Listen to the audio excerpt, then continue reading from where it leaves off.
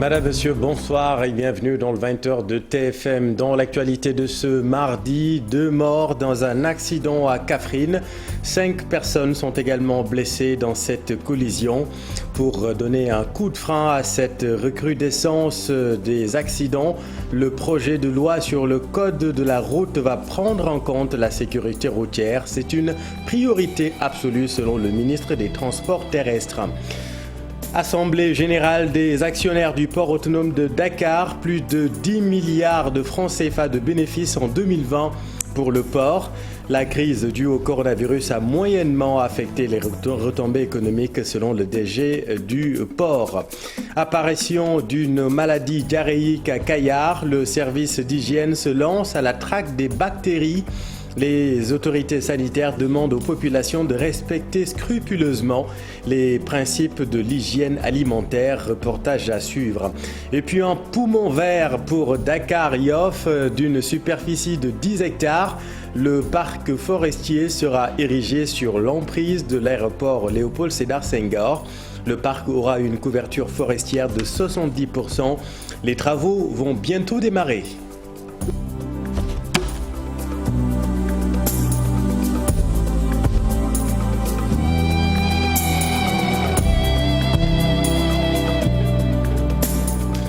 Encore un accident mortel. 2 personnes ont été tuées dans un accident survenu ce midi à hauteur de Nawel. Il s'agit d'une collision entre un véhicule 7 places et un camion.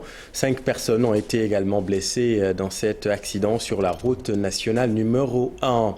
Et le projet de loi sur le code de la route va prendre en compte la sécurité routière.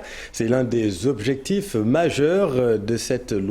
Objectif est lutter efficacement contre les accidents de la circulation. Voici à ce propos le ministre Mansour Faye, ministre des Transports terrestres. Nous allons présenter le projet de loi qui va consacrer un petit peu le code de la route.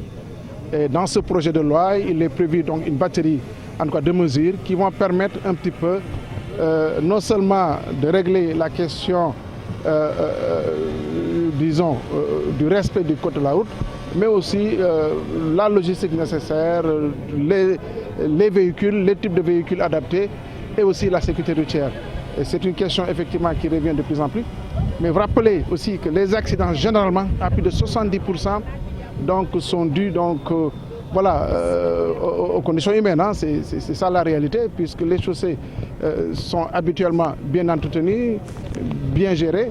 La question, c'est plutôt le comportement humain qui généralement effectivement constitue l'origine effectivement des accidents.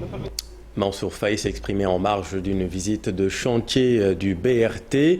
Le niveau d'avancement est très satisfaisant, vous allez le voir. Le bus rapide transit va convoyer 3000 passagers jour. Le projet sera finalisé au plus tard décembre 2022. Amadouba et Pape Sangounembay. Il faudra patienter encore 1 an et demi pour voir un véhicule rouler sur le tracé bus rapide transit. Le ministre des Transports terrestres en visite de chantier estime que bientôt la fin du calvaire. À terme, le BRT va transporter environ 300 000 passagers. Cela, en tout cas, en articulation avec le TER, cela va considérablement améliorer la mobilité au niveau de Dakar. Une mobilité durable et soutenable. Et cela, en tout cas, ce que nous avons constaté par rapport à l'avancement de ces travaux, nous pouvons espérer que ces travaux vont, en tout cas, ce chantier sera livré au plus tard en 2022, en décembre 2022. Concernant les inquiétudes en période de pluie, Mansour Faye donne des garanties. Le BRT ne va pas causer de dommages. En relation avec ONAS et toutes les structures, la direction des routes, les dispositions effectivement sont prises pour que ces craintes-là, en termes d'inondation, soient prises en compte. Les entreprises, en tout cas, qui s'affairent autour du projet, je pense, l'année dernière, le projet avait déjà démarré, des mesures avaient été prises.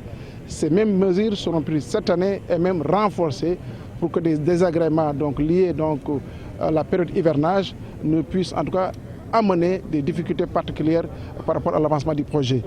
Des travaux qui ont affecté la mobilité à Dakar, le maire plaide pour une livraison rapide. Le ministre nous a promis une livraison des travaux d'ici décembre 2022, mais si ça pouvait être plus proche encore, ce serait mieux. Parce que déjà en 2022, nous avons le Forum mondial de l'eau et nous allons recevoir beaucoup de monde. Alors, s'il vous plaît, monsieur le ministre, nous vous encourageons, mais comme on dit, que ça aille un peu plus vite. Une visite avec les maires de Dakar, de Guédiawaye et les préfets des deux villes que traverse le BRT. Reportage à Madouba et Pape Farahning. Merci beaucoup, Pape Farah. Le ministre de l'Artisanat, lui, a rencontré les mécaniciens établis sur le site de l'ancienne piste. C'était une véritable séance d'explication entre les mécaniciens et le ministre de l'Artisanat. Ce dernier leur a promis des locaux adaptés aux fins d'améliorer leurs conditions de travail. Mohamed Dieng et Fat Bintou Conté. C'est l'anarchie totale. Partout où vous passez, les ordures jonchent le sol. C'est le constat, mais également le décor que nous vivons tous les jours. Nous avons besoin d'espace. Nous voulons un espace garanti où personne ne pourra plus nous déguerpir.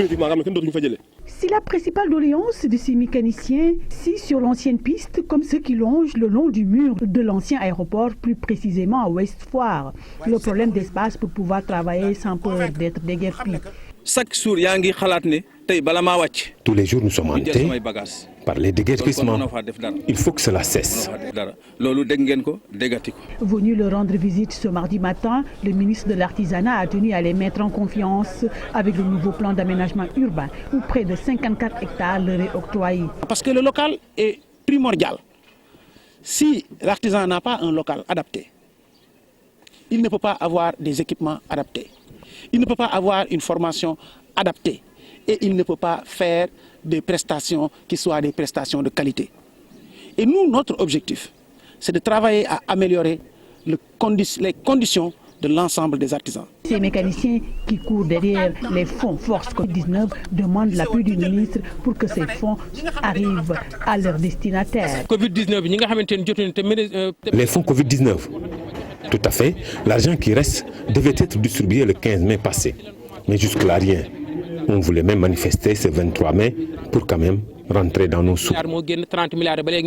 Chose qui sera réglée sous peu, rassure le ministre de l'Artisanat. Très prochainement, sous peu, nous allons aider à faire parvenir les aides au niveau des artisans. Qui leur avait fait savoir que ces portes sont grandement ouvertes pour des discussions plus amples concernant l'avenir de leur métier.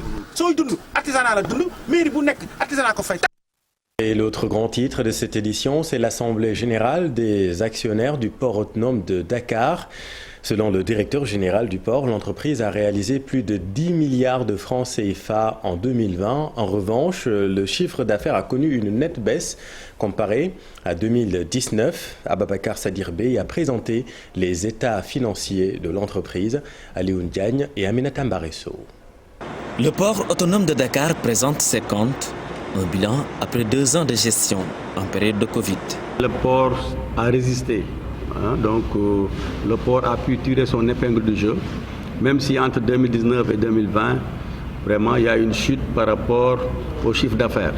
Si on tient compte des revenus que le port reçoit de ses concessionnaires, le total produit a connu une hausse de 6%. Elle passe de 71 milliards à 75 milliards.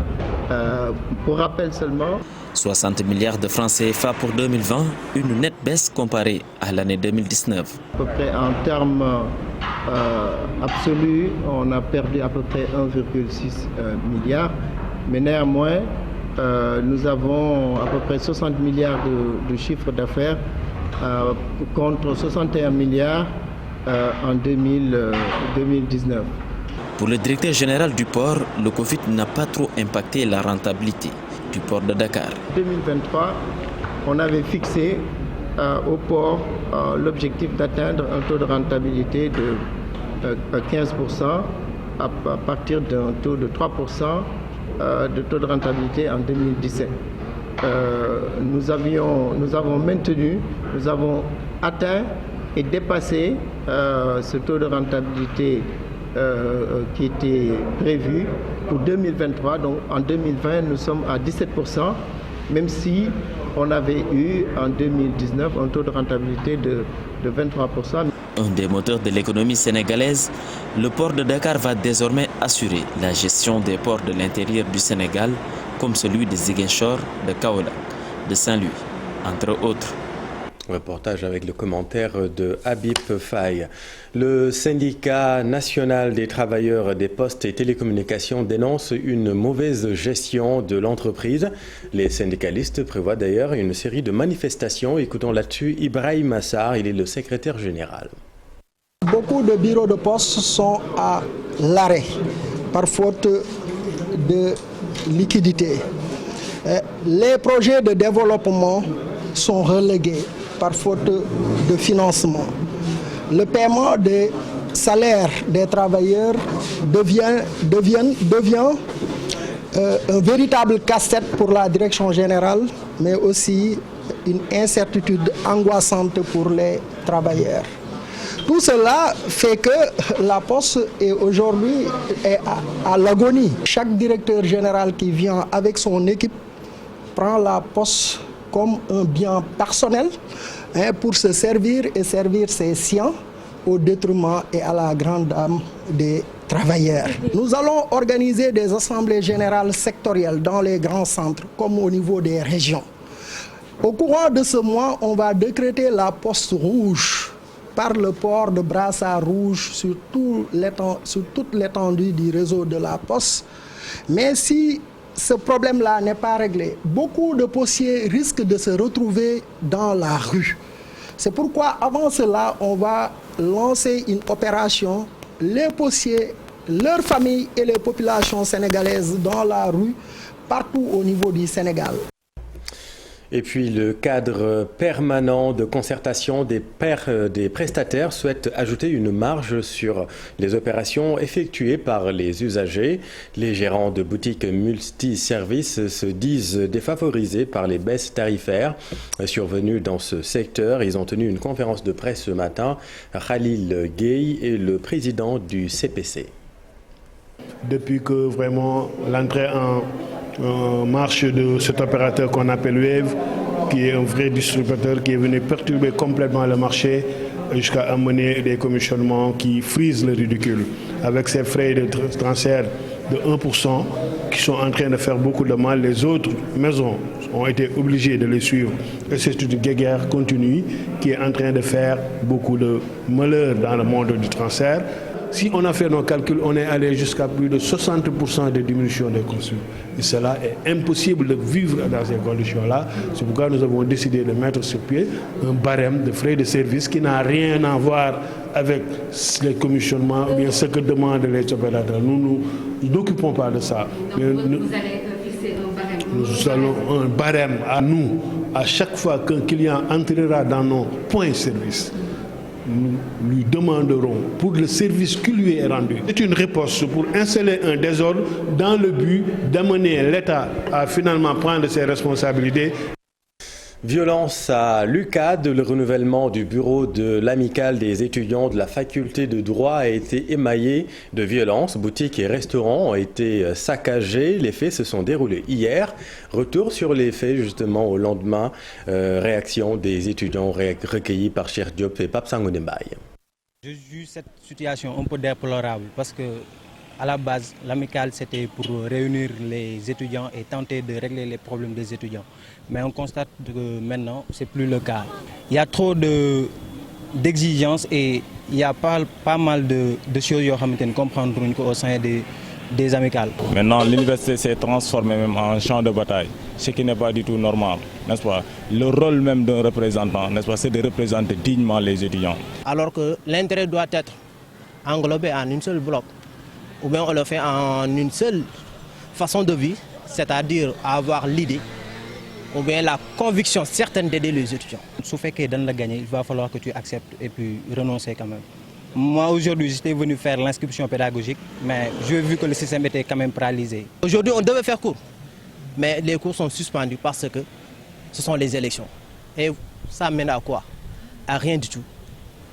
Par contre, je demande, comme que nous sommes des étudiants du droit, nous apprenons le droit, que des sanctions puissent être au rendez-vous parce que cela ne mène à rien du tout. Et puis reparlons de la maladie diarrhéique qui sévit à Kayar. Les autorités sanitaires incitent les populations à respecter scrupuleusement les principes de l'hygiène alimentaire.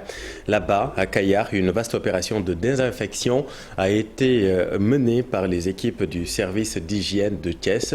Voyez tout cela avec Cheikh Anta Diop et Seïla Tir. Le quai de pêche de Kayar grouille de monde, un cadre de vie assez particulier. Des mouches, des flaques d'eau sont visibles partout. Une odeur nauséabonde s'y dégage. L'état de l'insalubrité est déplorable dans la commune de Kayar. Nous déplorons cette situation-là parce que vous savez, Kayar c'est une ville de campagne et à chaque fois que nous sommes en campagne de pêche, c'est comme ça que se représente la ville. Une insalubrité indescriptible et malheureusement les populations se nourrissent ici, les gargotes sont là et ce sont les causes de cette maladie. Non, ce n'est pas une maladie mystérieuse, c'est une maladie naturelle comme ça qui est venue vraiment de l'état d'insalubrité dont le quai de pêche et les alentours sont victimes. On va parler avec les responsables du quai pour qu'on puisse ensemble travailler à assainir le quai, à vraiment rendre salubre. C'est un lieu de travail. Des agents du service de l'hygiène de Thiès mènent une campagne de désinfection et de désinsectisation pour contribuer à stopper cette maladie. Nous avons pris l'initiative de descendre un peu au niveau de cette quai de pêche donc pour apporter la riposte donc, à l'éclosion de ces cas de diarrhée. Nous avons d'abord fait la sensibilisation sur les règles élémentaires d'hygiène. Parallèlement à ces activités de sensibilisation, donc nous avons déployé une équipe technique qui va procéder à des opérations de désinfection et de désinsectisation. Les éléments du capitaine Idrissa Ndiaye sont sur le qui-vive pour endiguer cette maladie. D'ailleurs, ces agents vont rester à Kayar jusqu'à vendredi prochain pour une large campagne de sensibilisation. Merci Chiranta. Santé toujours dans le sud, hôpital régional de Ziguinchor. Le directeur tire le bilan du Téléthon organisé pour reconstruire les urgences. Selon Martial Colibop, plus de 82 millions de francs CFA ont été récoltés. Il a tenu une conférence de presse à Ziguinchor. Le voici avec notre équipe dans le sud. Nous attendions dans la réalisation de ce Téléthon 800 millions de francs CFA. Pour pouvoir donc réaliser les objectifs que nous nous étions fixés. Nous avions eu des promesses dans l'exécution du Téléthon qui s'élèvent à 331 millions 263 675 francs CFA. Et nous avons donc pu encaisser 82 millions 428 255 francs CFA. Dans la réalisation, nous avions fait une priorisation par rapport aux différents objectifs. Nous nous sommes dit qu'il fallait construire d'abord le service d'accueil des urgences. Et dans la construction du service d'accueil des urgences, sur les 82 428 255 francs CFA qui ont été encaissés, on a pu décaisser 81 384 165 francs CFA. Aujourd'hui, il reste dans les caisses de l'hôpital 1 44 091 francs CFA. Un poumon vert pour Dakar Yoff, un parc forestier sera érigé sur l'emprise de l'aéroport Léopold Sédar Senghor, un parc de 10 hectares avec une couverture forestière de 70%. Les travaux vont bientôt démarrer. La cérémonie de lancement a été présidée ce matin par le ministre des Finances et du Budget, Abdoulaye Daouda Diallo, Fatima Touré et Mardiak. Sur le site de l'ancien aéroport de Dakar pour construire un parc urbain forestier, un projet d'aménagement rendu possible grâce à la signature d'un décret 2021-468 du 21 avril 2021. Les premiers jalons sont déjà posés pour faire du projet une réalité.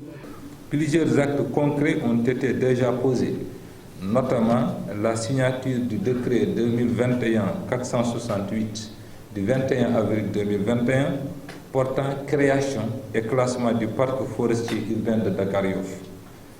La prise de l'arrêté conjoint numéro 296 du 14 janvier 2021 portant création d'un comité de pilotage du projet d'aménagement du parc forestier urbain de Dakar-Yoff.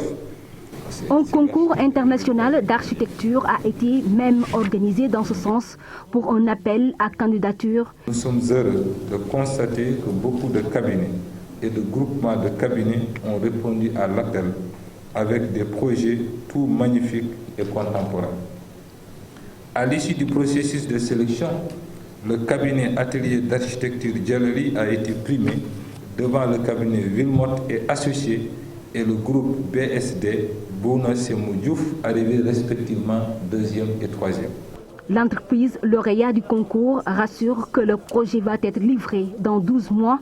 On ne peut pas se substituer à l'entreprise. C'est un planning prévisionnel fait avec l'équipe de maîtrise d'œuvre. Donc là maintenant, on a besoin, il y a une donnée essentielle qui manque aujourd'hui, c'est l'entreprise avec laquelle on va travailler avec plusieurs entreprises pour voir les options, les solutions, d'un point de vue planning, d'un point de vue financier, d'un point de vue gestion et autres. Le coût du projet reste pour le moment inconnu. Il sera dévoilé après la signature du contrat avec l'entreprise marseillaise d'architecture Djilani, annonce le ministre des Finances.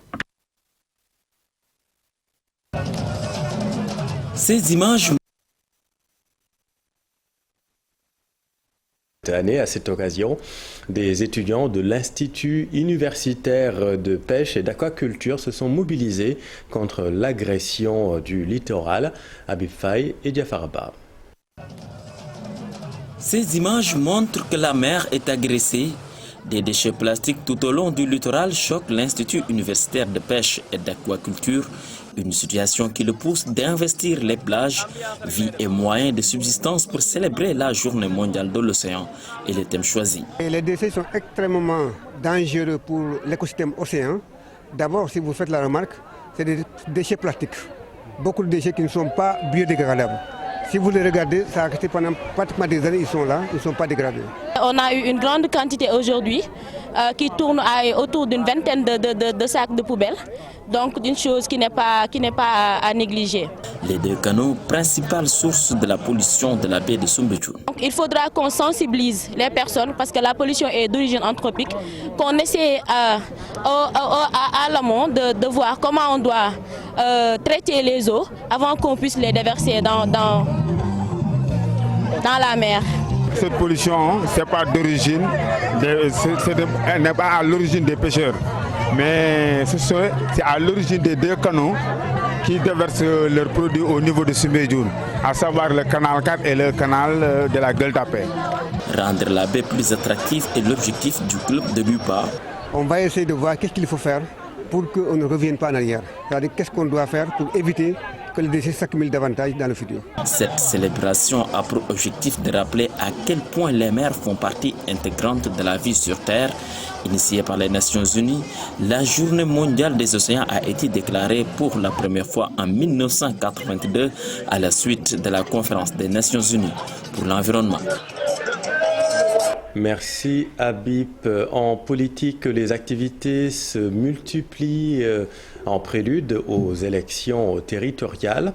Dans le Nord, à Ross Béthio, les jeunes ont organisé un tournoi de la citoyenneté avec plusieurs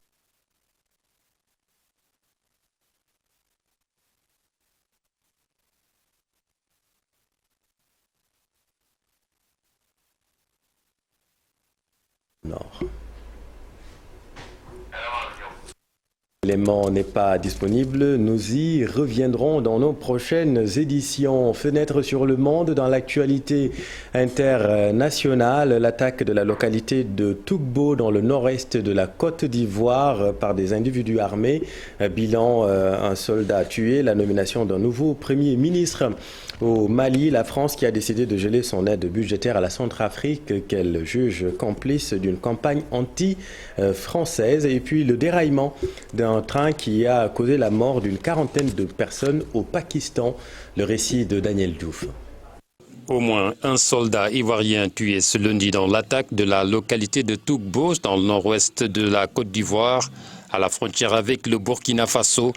Annonce faite ce mardi par l'état-major des armées. La localité a été attaquée par des individus armés qui ont été repoussés par les militaires ivoiriens. indique un communiqué de l'état-major qui précise que le bilan provisoire fait état d'un soldat ivoirien décédé des suites de ses blessures.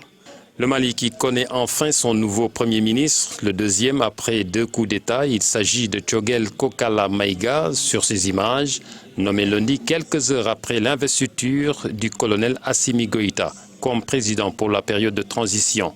Le nom de Tchogel Maïga circulait depuis plusieurs jours. Ministre à plusieurs reprises et 3 fois candidat à la présidentielle, il est le président du comité stratégique du M5, le collectif qui a mené en 2020 la contestation contre le président Ibrahim Boubacar Keïta. Le colonel Goïta satisfait ainsi à une exigence des partenaires du Mali qui réclamaient que le poste soit confié à un civil. La France a décidé de geler son aide budgétaire à la Centrafrique. Elle suspend aussi sa coopération militaire avec ce pays qu'elle juge complice d'une campagne anti-française téléguidée par les Russes. C'est ce que l'on a appris lundi auprès du ministère des Armées. Fin avril, les 5 coopérants militaires français qui étaient en poste au ministère centrafricain de la Défense ont été rappelés à Paris. Les entraînements militaires prodigués aux forces armées centrafricaines par des troupes stationnées au Gabon ont été interrompus. En revanche, Paris continue de contribuer à hauteur d'une centaine de militaires à la mission européenne chargée de former les forces armées centrafricaines. Sont également maintenus la dizaine de militaires participant à la mission de maintien de la paix de l'ONU en Centrafrique, la MINUSCA. Et puis au moins 40 personnes tuées et des dizaines blessées ce lundi dans le déraillement suivi d'une collision entre 2 trains de passagers dans le sud du Pakistan. Le train qui arrivait de Karachi a été percuté par un autre arrivant en sens inverse. Le double accident s'est produit vers 22h30 GMT, une heure où la plupart des 1200 passagers des 2 trains devaient vraisemblablement dormir. Un responsable de la police craint que le bilan continue de monter. Merci Daniel. Et puis dans l'actualité sportive beach soccer, après le sacre continental, les Lions de la plage entament la préparation de la Coupe du Monde en Russie à partir de ce mercredi. Dans l'actualité sportive également, le démarrage des championnats d'Afrique de handball dames au Cameroun et puis le transfert de Youssouf Sabali au Betis Séville dans le championnat espagnol. Le round-up de l'Actu Sport avec Cher Sadibou Diarra. Du football local pour démarrer, Malick Daf publie sa première liste comme sélectionneur de l'équipe nationale U20 du Sénégal. Une présélection de 38 joueurs qui entrent en regroupement ce mardi jusqu'à ce dimanche 13 juin. Il prépare le tournoi de l'Union des associations arabes de football qui va avoir lieu du 19 juin au 2 juillet prochain au Caire en Égypte. Dans sa liste, Malick Daf a promu des Lionceaux U17 comme Ibou Sané de Génération Foot et Malik Ning de Dutch Sénégal Academy de Mbour. Autre sélection qui va entrer en regroupement, celle des Lions de beach soccer, récent vainqueurs de la CAN de la discipline à Saly, Portugal. Leur sélectionneur Ngala Silla a convoqué 20 joueurs, dont sont absents le capitaine Alseni Ndiaye et d'autres cadres comme Raoul Mendy, Babacar Fall et Mamadou Silla. Ils vont être en régime internat du 9 au 12 juin avec des séances d'entraînement à la plage de Djamalai. C'est le premier stage dans le cadre de la préparation de la Coupe du Monde au mois d'août en Russie. En attendant, les championnats d'Afrique de handball dames ont débuté à Yaoundé, au Cameroun. Le pays hôte dans le groupe B commence par une victoire écrasante face au Kenya, 40-16. Toujours dans ce groupe, la République démocratique du Congo lamine également le Nigeria, 35-16.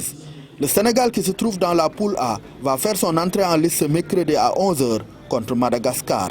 L'autre rencontre de la poule va opposer la Tunisie à la Guinée. En Europe, le défenseur latéral Youssouf Sabali rejoint le Betis Séville, pensionnaire de la Liga, le championnat de football de l'Espagne. L'international sénégalais de 28 ans s'est engagé libre pour 5 saisons en provenance des Girondins de Bordeaux de la Ligue 1 en France. Merci, cher Sadibou. Voilà, c'est la fin de cette édition. Merci infiniment de l'avoir suivi. L'info continue dans le soir d'info avec vous, Papa Abdoulaye Der, avec Papis Diao. Si ça vous intéresse, vous êtes des sportifs.